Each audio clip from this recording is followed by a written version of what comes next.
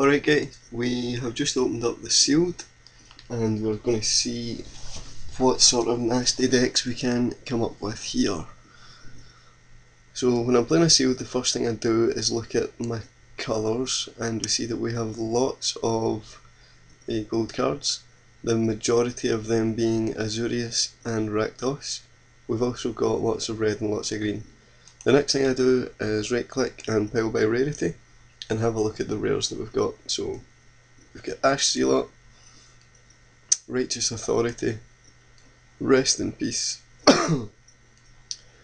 Growing Ranks, Detention Sphere, and Volatile Rig.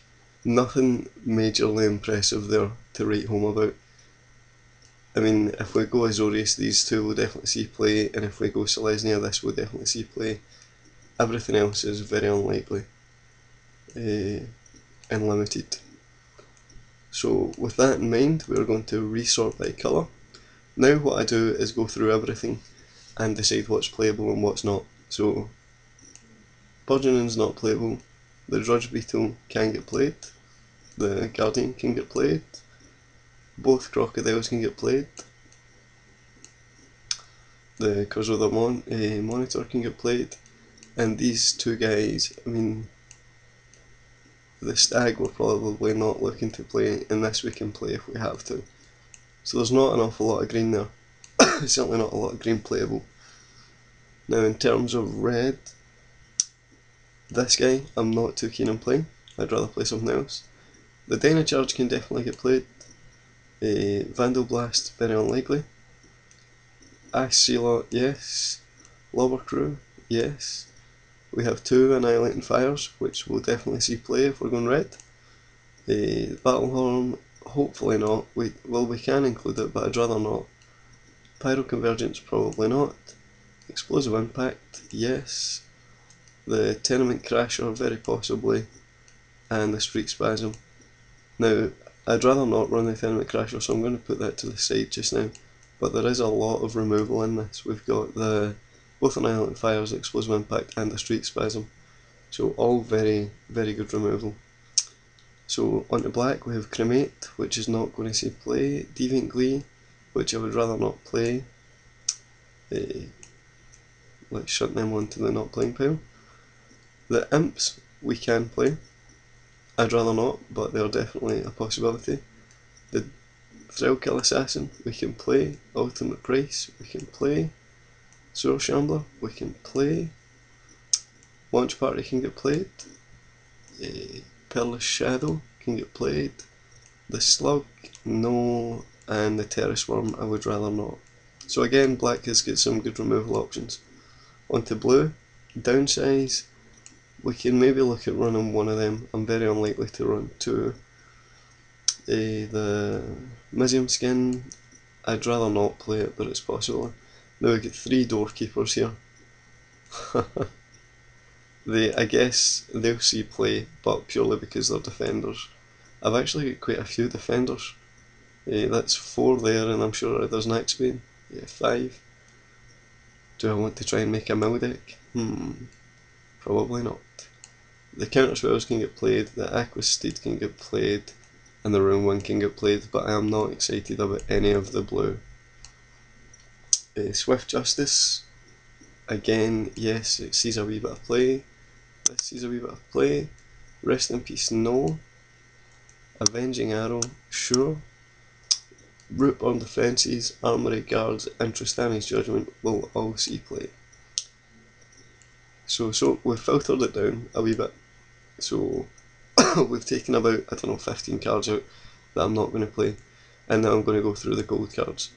So Grizzly Savage, if we're going to go Gary, it's a possibility. Treasured Find, sure. The Sluiceway Scorpion, yep. The Longlegs, yep. The Guildmage can see play. We have an Augur Spree, a Hellhole Flailer, and the Spawn of Rick's Maddie. All of these guys see play, as does this guy. The Izzet Charm blue is just not strong enough to justify, I don't think. So Izzet is definitely out. White,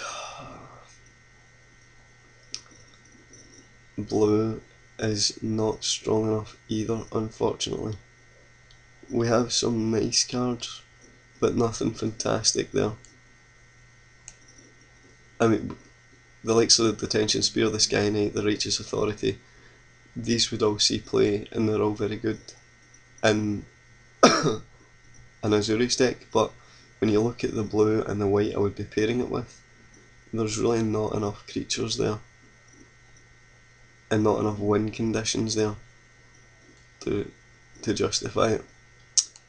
Centaur's Accord, again the white is quite weak. The green is not bad, but the white is quite weak and we definitely don't have enough cards to justify looking at anything to do with Populate.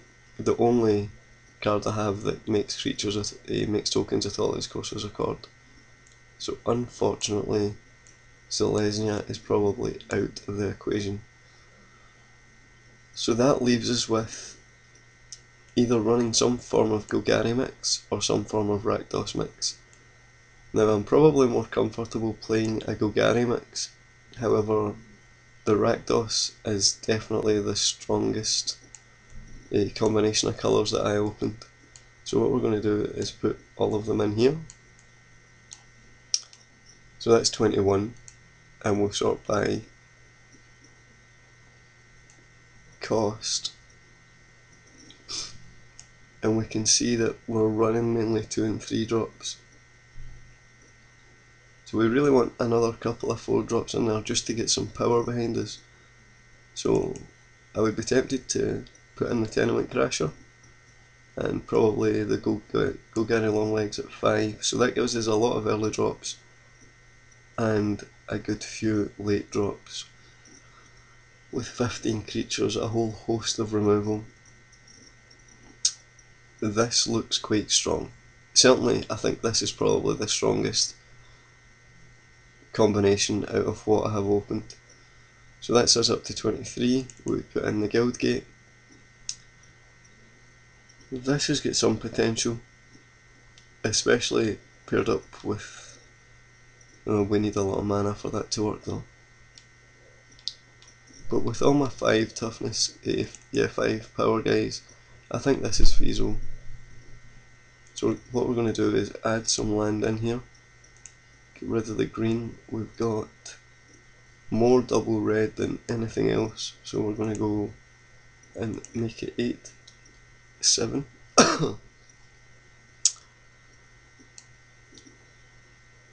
This guy is in here purely for the first strike haste ability. We're very unlikely to be casting anything from our graveyards, and I think it's actually impossible to do in limited. I think this is probably the deck we'll go with. I will try and do a Golgari mix just before I submit anything. So I'm going to go ahead and save this.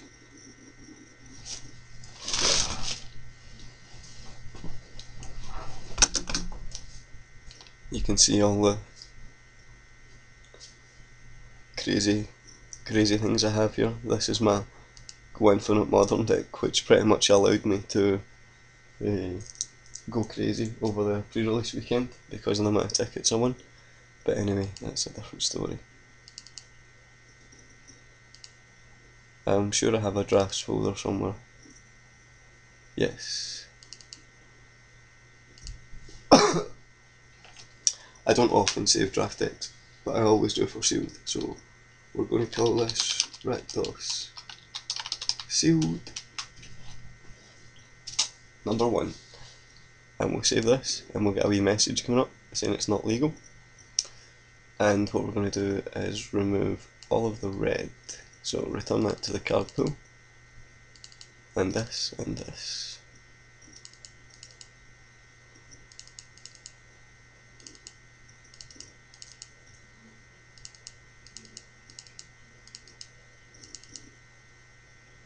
And let's see what green we can put in here.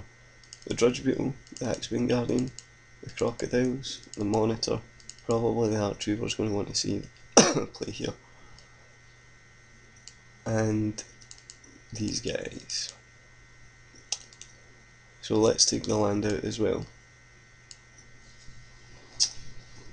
So we can see from this that we really don't have enough cards to go red, to go black green on its own.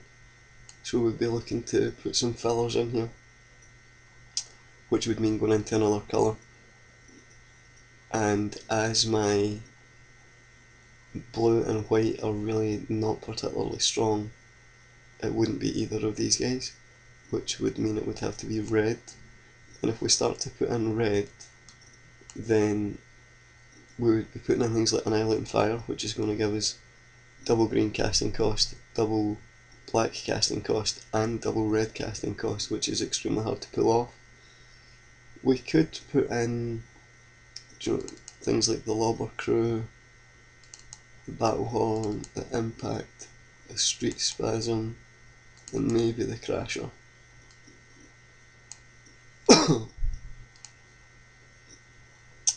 In terms of a curve, this actually curves out quite well, but it actually curves out very well.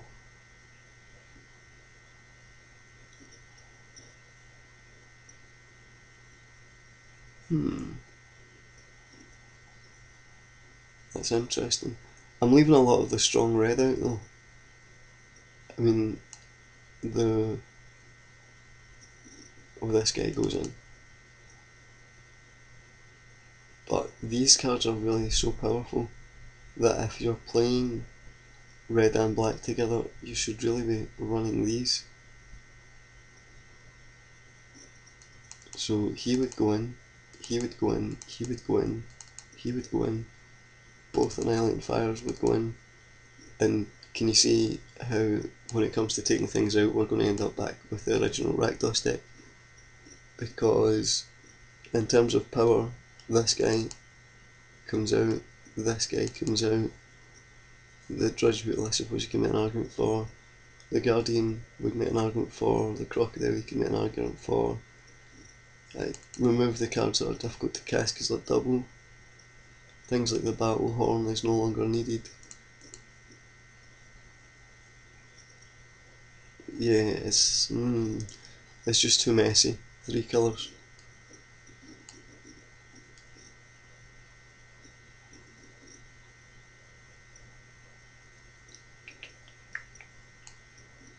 So I don't think I will be going 3 colours. Let's load back up that Rakdos build.